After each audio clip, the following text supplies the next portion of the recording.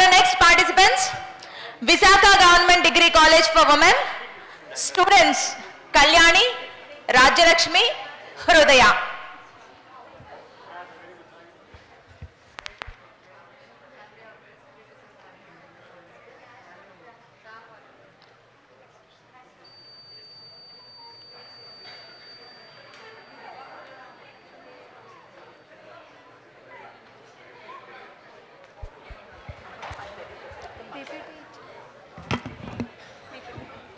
Janvi, PPT. Ma'am, slide ఎలా move చేస్తాం? ఏం చేయండి?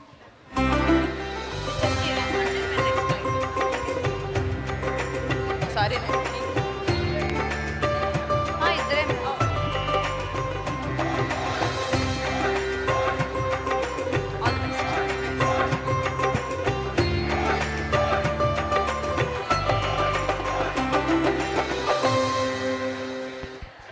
వీరు తీసుకున్న అంశం ద సక్సెస్ రెసిపీ. సో మన కుకింగ్ రెసిపీస్ తెలుసు కదా, అలానే సక్సెస్ కూడా ఒక రెసిపీ ఉందంట. ఆ రెసిపీ ఏంటో వీళ్ళ మాటల్లో తెలుసుకుందాం. జై శ్రీరామ్. జై శ్రీరామ్. జై Sriram. We are feeling honored to be here today. Thank you for this wonderful opportunity. Our topic today is success recipe. What is success? Does anybody got success? Has anybody failed? What are the reasons? How many of you have the desire to get success? Yes, success is nothing but betterment. Betterment in the sense getting better position from the current position. ఉన్న పరిస్థితి కంటే కొంచెం మన పరిస్థితి మెరుగుపడడం success అని చెప్పొచ్చు. Success differs from one person to another person. అంటే మనం మనిషిగా పుట్టిన తర్వాత ఫస్ట్ చిన్నపిల్లలుగా పుడతాము. చిన్నప్పుడుగా ఉన్నప్పుడు ఒక సక్సెస్, పెద్ద అవుతున్న కొద్దీ మన డెఫినేషన్, సక్సెస్ యొక్క డెఫినేషన్ అనేది మారుతూ వస్తుంది. For students success means getting good grades, and for graduates getting a job is maybe the success, and for parents building a home and earning a steady income and providing their children with proper education and better future. Okay, is there any formula for success like mathematics? We all have mathematic formulas, right? Like that, shall we have any formula for success? Silence please. We can extract the formula from the Hindu great epic Ramayana. Okay, let us see from the lens of Ramayana the great journey of Hanuman from Kishkinda, from the side of Bharat to Lanka. This great journey teaches us the ingredients of success. There are 4 ingredients of success, and these 4 ingredients teaches us all the fields, how to do with all the fields, whether it is a professional life, whether it is for professional life, personal life, social life, spiritual life or emotional life, whatever it may be. Hrudaya, do you know the recipe for biryani? Yes. What are the ingredients? Water, rice, spices, some vegetables, etc. Yes.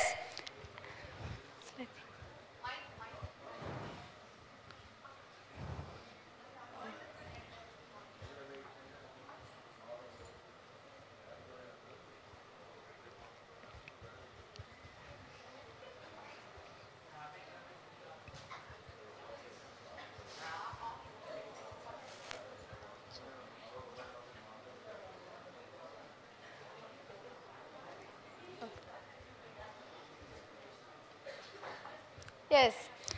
As biryani have the ingredients for that recipe, success also have the recipe and ingredients. There are 4 ingredients to get success.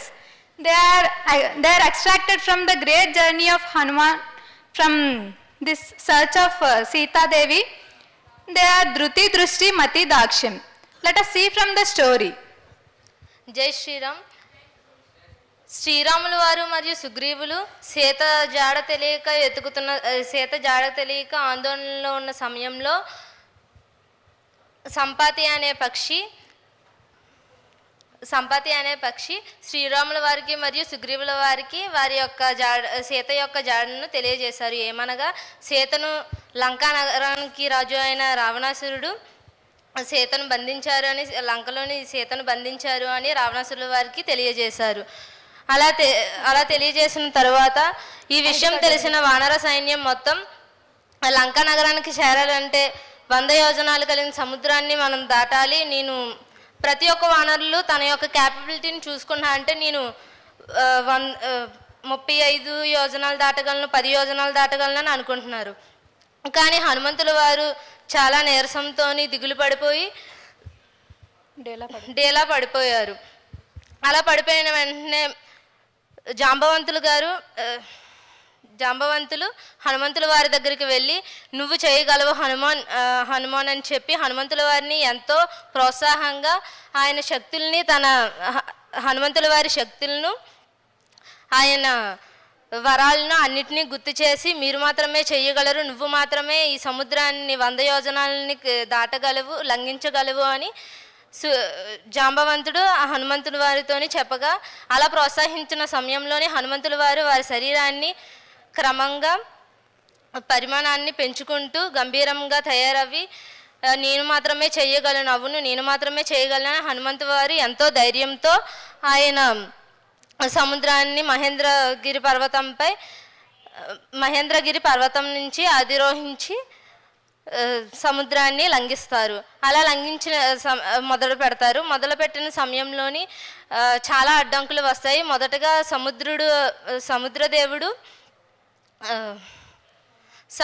సముద్రదేవుడు మైనాకుడితోని Hanuman వారికి కొంచెం విశ్రాంతి కల్పించేలా చూడండి అని చెప్పి మైనాకుడితో చెప్తే మైనాకుడు హనుమాన్ వచ్చే సమయంలోనే అడ్డుపడి హనుమాన్ మీరు కాసేపు విశ్రాంతి తీసుకోండి అని చెప్పి అంటే ఆఫర్ ఇచ్చినా సరే హనుమాన్ మాత్రం లేదు నేను ఒక కార్యం పూర్తి చేయాలి, రామకార్యం మీద వెళ్తున్నాను, ఆ దివ్య కార్యం పూర్తయిన తర్వాతే నేను ఎటువంటి విశ్రాంతి తీసుకుంటానని చెప్పి మళ్ళీ తన ప్రయాణాన్ని మొదలు పెడతారు. మళ్ళీ దాని తర్వాత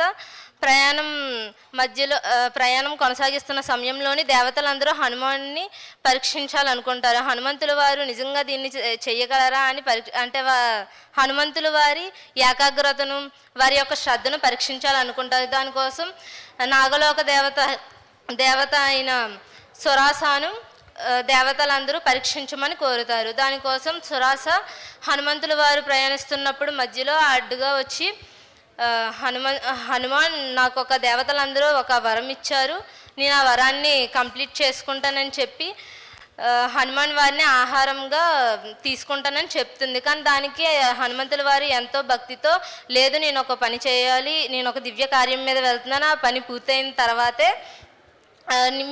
పూర్తయిన తర్వాత మీకు ఆహారంగా నేను వస్తాను అని చెప్పి ఎంతో కృతజ్ఞత భావంతో చెప్తారు. కానీ దానికి నిరాకరిస్తుంది సురాస. అలా సురాస నిరాకరించిన వెంటనే నిరాకరిస్తూ తన నోటి పరిమాణాన్ని పెంచుకుంటూ పోతుంది. దాంతో హనుమంతుల వారు కూడా తన శరీర పరిమాణాన్ని పెంచుకుంటూ పోతూ అకస్మాత్తుగా హనుమంతుల వారి శరీర పరిమాణాన్ని బొట్టలు వేయనంత చిన్నగా మార్చి సురాస నోటిలోకి ఆహారం వలె ప్రవేశించి మళ్ళీ తిరిగి బయటికి వచ్చేస్తారనమాట. దాంతో సురాసకు ఆహారం అయినట్టుగాను అంటే దేవతల వరం తీర్చినట్టుగాను హనుమంతుల వారు తెలివితోని బయటికి వచ్చేస్తారు. దాంతో దేవతలందరూ అవును హనుమాన్ మాత్రమే చెయ్యగలడు అని అందరూ నమ్మి హనుమంతుల్ని దీవించి నువ్వు ఖచ్చితంగా విజయవంతంగా నీ పని నువ్వు సక్సెస్ చేసుకొని వస్తావని చెప్తారు. అలా తన ప్రయాణాన్ని సక్సెస్ఫుల్గా కొనసాగుతున్న హనుమంతుల వారికి మరొక అడ్డంకి ఎదురైంది. అదేంటంటే చాలా భయంకరమైన రాక్షసి సింహిక ఏంటంటే మన నీడను బట్టి మనల్ని గ్రహించి తన ఆహారంగా చేసుకుంటుంది. అలా హనుమంతుల వారు సముద్రంపై వెళ్తున్నప్పుడు హనుమంతుల వారి నీడను గ్రహించి తనని ఆహారంగా చేసుకోవడానికి ప్రయత్నిస్తుంది. అటువంటప్పుడు హనుమంతుల వారు ఎంతో ధైర్య సాహసాలతో తన స్కిల్తో సింహికను ఎదిరించి పోరాడి సింహిక నుంచి జయం పొందుతారు. ఈ జర్నీ ఈ హనుమాన్ అక్కడి నుంచి భారతదేశం నుంచి లంకకు వచ్చిన జర్నీలో మనం నేర్చుకోవాల్సిన 4 ఇంగ్రీడియంట్స్ ఏంటంటే ధృతి, దృష్టి, మతి, దాక్ష్యం. ధృతి అంటే కరేజ్ అంటే ధైర్యం. హనుమంతుల వారు అసలు 100 యోజనాలు ఉన్న సముద్రం ఒక మనిషి ఏమిటి దాటడం ఏమిటి, అది అసలు సాధ్యమేనా? అసలు అసాధ్యమైన పనిని సుసాధ్యం చేయాలంటే ఎంత ధైర్యం కావాలి, ఎంత ధైర్యం కూడబెట్టుకుని మహేంద్రగిరి పర్వతం మీద మొదటి అడుగు పెట్టుంటారు హనుమంతుల వారు. అలాగే మన నిజ జీవితంలో మనం కూడా మన జీవితంలో ఏదైనా సక్సెస్ సాధించాలని ఉన్నప్పుడు మొదటి అడుగు ధైర్య సాహసాలతో మనం అడుగు వేయాలి. రెండవది దృష్టి. దృష్టి అంటే ఫోకస్ అంటే ఏకాగ్రత దృష్టి కలిగి ఉండాలి మనం. ఎక్కడ హనుమంతుల వారు మైనాకుడు, బంగారు పర్వతమైన మైనాకుడు తనకు విశ్రాంతి కల్పించినా ఎందుకు తీసుకోలేదు హనుమంతుల వారు? తను ఒక దివ్యమైన కార్యం పూర్తి చేయాలి, హనుమంతుల వారు సీతాదేవిని వెతికే పనిలో ఉన్నారు, మధ్యలోని ఎటువంటి విశ్రాంతి తీసుకోవట్లేదు అని అతను ఫిక్స్ అయ్యారు కాబట్టి విశ్రాంతి తీసుకోలేదు. అలాగే మన జీవితంలో కూడా మనం సక్సెస్ సాధించే ఆ ప్రాసెస్లో చాలా డిస్ట్రాక్షన్స్ వస్తూ ఉంటాయి. ఆ డిస్ట్రాక్షన్స్ని ఓవర్కమ్ చేసి మన సక్సెస్ జర్నీని మనం కంటిన్యూ చేయాలి. అలాగే థర్డ్ది వచ్చేసి మతి అంటే ప్రెజెన్స్ ఆఫ్ మైండ్. హనుమంతుల వారు సురాస అనే వారు ఎవరు? నాగలోకానికి దేవత. తర్వాత దాక్ష్యం గురించి చెప్పినప్పుడు దాక్ష్యం అంటే స్కిల్, మనకి ఉన్న స్కిల్ అనమాట. ఇప్పుడు సురాస సింహిక ఇద్దరిని తీసుకుందాం. సురాసని ఎందుకు ఆయన చంపకుండా తెలివిగా తప్పించుకున్నారు, సింహికాని ఎందుకు చంపారు? సురాసని కూడా అతను అనుకుంటే చంపగలరేమో, కానీ సురాస అనేది నాగదేవత, ఆవిడ్ని చంపడం పాపం, అది ధర్మం కాదు. కాబట్టి హనుమంతుల వారు అలా చేయకుండా తన తెలివితేటల్ని, తన ప్రెజెన్స్ ఆఫ్ మైండ్ని యూజ్ చేసి తెలివిగా తప్పించుకున్నారు. అక్కడ మనం తెలుసుకోవాల్సింది ఏంటంటే, మనం సక్సెస్ సాధించే ప్రాసెస్లో కొన్ని మనం ఖచ్చితంగా పాటించవలసినవి ఉంటాయి. అంటే మనం ఆహారం తీసుకోవడం, నిద్రపోవడం లాంటివి అన్నమాట. వాటిని వదిలేస్తే దానివల్ల మనకే నష్టం. సక్సెస్ సాధించావు, చాలా ఒక మంచి పొజిషన్లో ఉన్నావు, జాబ్ ఉంది, అన్నీ ఉన్నాయి, సరిగ్గా ఏది తినలేవు, అనారోగ్యంగా ఉంటే ఏమిటి లాభం దానివల్ల? ఈ 4 ఇంగ్రీడియంట్స్ బట్టి మనం సక్సెస్ యొక్క ఇంగ్రీడియంట్స్ నేర్చుకున్నాం. అలాగే హనుమంతుల వారు ఈ జర్నీని స్టార్ట్ చేసినప్పుడు ఒక శ్లోకంతో స్టార్ట్ చేశారు. అదేంటంటే, తతో రావణ నీతాయ సీతాయ శత్రుకర్షణః ఏషః పదమన్వేస్తుం చారణ చరితేపతి. తతో రావణ నీతాయ సీతాయ అంటే హనుమంతుల వారు మొదట ఏం చెప్పారు? రావణుడి చేత అపహరించబడిన సీత అతని గమ్యం, అతను చేరుకోవాల్సిన గమ్యం. అలాగే మనం సక్సెస్ స్టార్ట్ చేసినప్పుడు ఫస్ట్ మన గోల్ని మనం డిసైడ్ చేసుకోవాలి. అలాగే సెకండ్ శత్రుకర్షణ అంటే హనుమంతుల వారికి శత్రువు ఎవరు? ఈ జర్నీలో రావణాసురుడు. అలాగే మనం కూడా మన ఎనిమీస్ ఎవరో రికగ్నైజ్ చేయాలి. ఎనిమీస్ అంటే సినిమాల్లో లాగా ఎవరికైనా బయటను కానీ ఎనిమీస్ ఉన్నారా ఏంటి? లేరు కదా. ఎనిమీస్ అంటే బయట ఉండరు, మన లోపల మనకే ఉంటారు, ఇంటర్నల్ ఎనిమీస్. అవే అరిషద్ వర్గాస్. అరిషద్ వర్గాస్ అంటే కామ, క్రోధ, లోభ, మద, మోహ, మత్సర్యం. ఈ 6 అరిషద్ వర్గాల్ని జయించగలిగినట్లయితే సక్సెస్ మనదవుతుంది. కామ అంటే డిజైర్, అంటే కోరిక. క్రోధ అంటే యాంగర్, మనం కోపం అందరికీ సహజం కోపం అనేది, కానీ ఎంత కోపాన్ని కంట్రోల్ చేసుకుంటే మనం జీవితంలో అంత ఎదుగుతాం. అలాగే లోభ అంటే గ్రీడ్, దురాశ దుఃఖానికి చేటంటారు, అందరికీ తెలిసిందే కదా. అలాగే మద అంటే ఈగో, అహం. అలాగే మోహ, మత్సర్య అంటే జలసి. ఈ 6ని, ఈ అరిషద్ వర్గాల్ని మనం కంట్రోల్ చేసుకోవాలి. అంటే మన సెల్ఫ్ ఎమోషన్స్ని మనం ఎమోషనల్ ఇంటెలిజెన్స్తో బిహేవ్ చేయాలన్నమాట. మనకు సెల్ఫ్ కంట్రోల్ ఎప్పుడైతే ఉంటుందో అప్పుడు మనం విజయాన్ని సాధించగలుగుతాం. మనం మన రియల్ లైఫ్లోని సక్సెస్ అవ్వాలి అంటే ఖచ్చితంగా మనకి కర్మ సన్యాసాలు తెలిసి ఉండాలి. కర్మ సన్యాసాలు అంటే ప్రధానంగా 3 ఉంటాయి. అవి ఫలత్యాగ, కర్తవ్యత్యాగ అండ్ సంగత్యాగ. ఫలత్యాగ అంటే డిటాచ్మెంట్. అంటే మనం ఇప్పుడు ఏదైనా సరే మనం ఒక గోల్ సెట్ చేసుకున్న తర్వాత కొన్ని ఎమోషన్స్ వల్ల వీక్ అవుతాం. ఎలా కాదనుకున్నా not a parents but friends, అలాంటి అటాచ్మెంట్స్ని మనం ఎప్పుడు డిటాచ్ చేసుకోవాలి. తర్వాత కర్తవ్య త్యాగ అంటే నెవర్ ఎక్స్పెక్ట్ రిజల్ట్. మనం ఎఫర్ట్స్ని 100% మన గోల్ మీద పెట్టాలి, కానీ రిజల్ట్ మీద కాదు. మనం ఎప్పుడైతే మన ఎఫర్ట్స్ని ఎక్కువ పెడతామో అప్పుడే మనం ఖచ్చితంగా మంచి రిజల్ట్ని తీసుకుంటాం. అలాగే థర్డ్ వన్ సంగత్యాగ అంటే సెల్ఫ్లెస్నెస్. అంటే మన స్వార్థం కోసం కాకుండా ఇతరుల కోసం, సొసైటీ కోసం మనం వర్క్ చేసినట్టయితే ఖచ్చితంగా మనం సక్సెస్ పొందుతాం. అలా వర్క్ చేస్తే మనకి మనం సక్సెస్ పొందడమే కాకుండా మంచి పేరు అనేది కూడా మనకి దక్కుతుంది. ఈ మూడింటిని మనం ఫాలో అవుతూ ఖచ్చితంగా మన లైఫ్లో మనం ఏం సాధించాలనుకున్నా అది ఖచ్చితంగా సక్సెస్ అవుతాం. అలాగే హనుమంతుల వారు అయితే అప్పుడులో దేవతల్ని పూజించి దేవతల బ్లెస్సింగ్స్ తీసుకున్నారు. మరి ఇప్పుడు మనం ఎవరిని, మనకి దేవతలు కనిపించరు కదా, అంటే మనం భక్తితో వాళ్ళని పూజిస్తాం కానీ కనిపించరు కదా. ఇప్పుడు మనకి కనిపించే దేవతలు ఎవరు? మన పేరెంట్స్, టీచర్స్, ఎల్డర్స్, మనకు అందరూ, మన గురువులు అందరూ మనకు కనిపించే దేవతలు. వాళ్ళ ఎక్స్పీరియన్స్ని మనతో షేర్ చేసుకున్నప్పుడు వాళ్ళ గైడెన్స్ పొందినప్పుడు సక్సెస్ మనం పొందుతాం. ఎందుకంటే వాళ్ళ ఎక్స్పీరియన్స్ ముందు మేమేం కాదు కదా. అందుకు ఒక శ్లోకం పాడదాం. యథా రాఘవ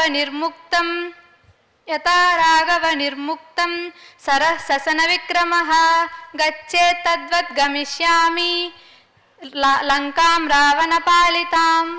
ఈ శ్లోకం యొక్క ముఖ్య ఉద్దేశం ఏమిటంటే రాముడు ఎక్కుపెట్టిన బాణం వంటి వాడు హనుమంతుడని చెప్తారు. ఎందుకంటే రాముడు బాణం ఎలా అయితే తన లక్ష్యాన్ని చేరుకుంటుందో అలా హనుమంతుల వారు బాణం వలె తన గమ్యాన్ని ఎటువంటి అడ్డంకులు వచ్చినా వాటిని ఎదుర్కొని మరి తన గమ్యానికి చేరి మళ్ళా తిరిగి రాముల వారి దగ్గరికే వస్తారు.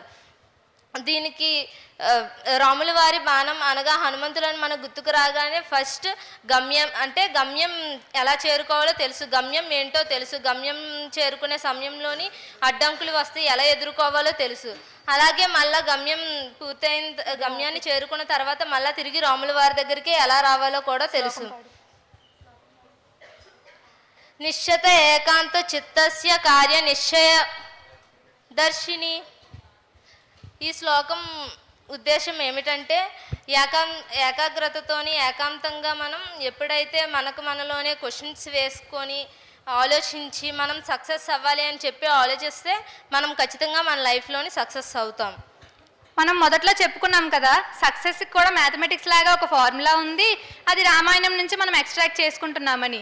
Here is the formula: courage plus focus plus caution, detachments, karma sanyasam and skills. ఇన్ని ఉన్నాయి కదా.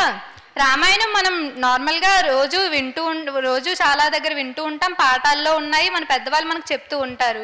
కానీ what is the special about this conclave and what is special about this Valmiki research centre అంటే, రామాయణం ఉంది, మనం చదువుతాం, కానీ దాన్ని మన రియల్ లైఫ్లో అప్లై చేసుకోవడమే ఈ కాన్క్లేవ్. ప్రతి సమస్య వచ్చినప్పుడు ప్రతి సమస్యకి రామాయణంలోనే సొల్యూషన్ ఉందని నా అభిప్రాయం. Thank you for giving me this opportunity. ఏమైనా తప్పులు మాట్లాడుంటే పెద్దవారు క్షమిస్తారని కోరుకుంటున్నాను. జై శ్రీరామ్.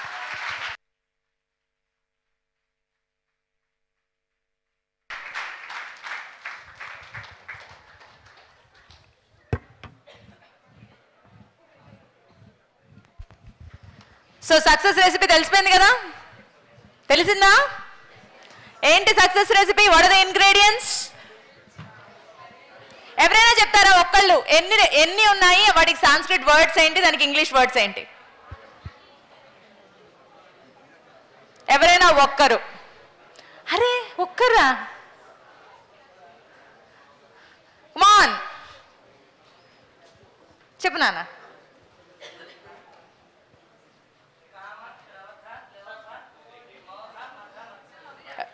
Success recipe ingredients.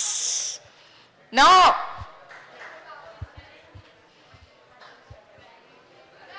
అందుకే మాట్లాడొద్దు అనేది.